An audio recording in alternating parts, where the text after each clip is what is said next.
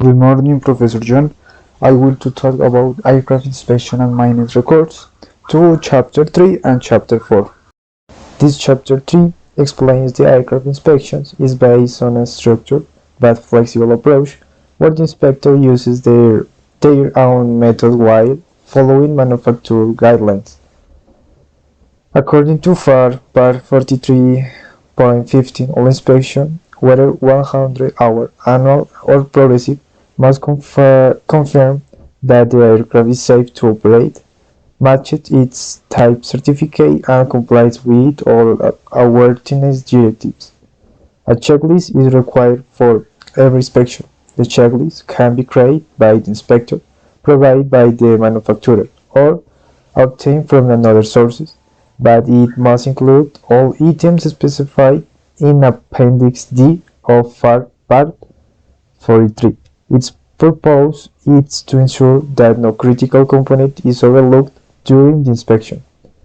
Before returning the aircraft to service, functional check must be performed. These are ground tests of the engine and systems to verify proper operations, including power output, idle performance, ignition system, and important parameters like fuel pressure, oil pressure, and temperature. For rotorcraft, such as helicopters, the inspection includes additional critical components like the main rotor system, gearbox, driveshaft, and tail rotor, since these parts are essential for flight safety. Inspection procedures, the phases. Pre-inspection phase first begins when the owner requests service, includes completing the work order, reviewing maintenance records, checking airworthiness directives, and cleaning the aircraft. Inspection phase 2. This is the actual inspection. The technicians observes, touches, measures, operates, and tests components, and uses a structured checklist. The main goal is determine aircraft airworthiness.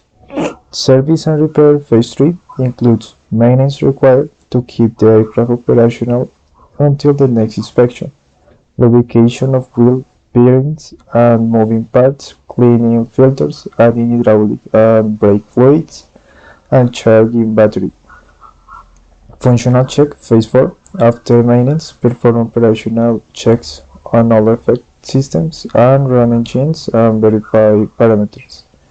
5. Return to service phase 5.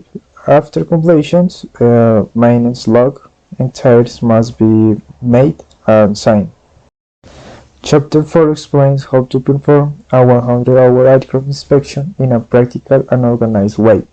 The process begins with the pre-inspection phase, which includes preparing a work order. This is a formal agreement between the owner and the maintenance facility, and reviewing maintenance records to understand the aircraft history, especially compliance with airworthiness directives, which are mandatory safety requirements.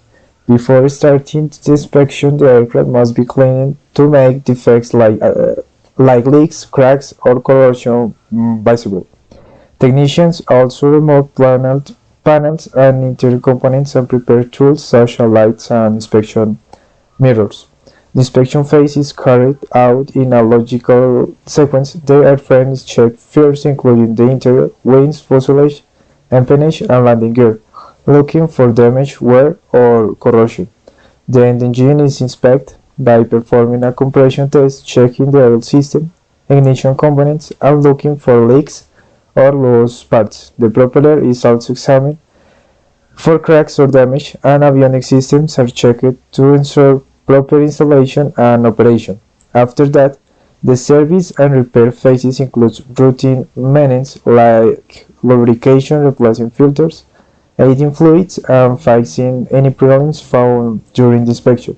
Finally, in the post-inspection phase, all components are reinstalled, the aircraft is cleaned, and functional checks are performed to verify that all systems are working correctly. Once everything is confirmed, the aircraft is approved to return safely to service.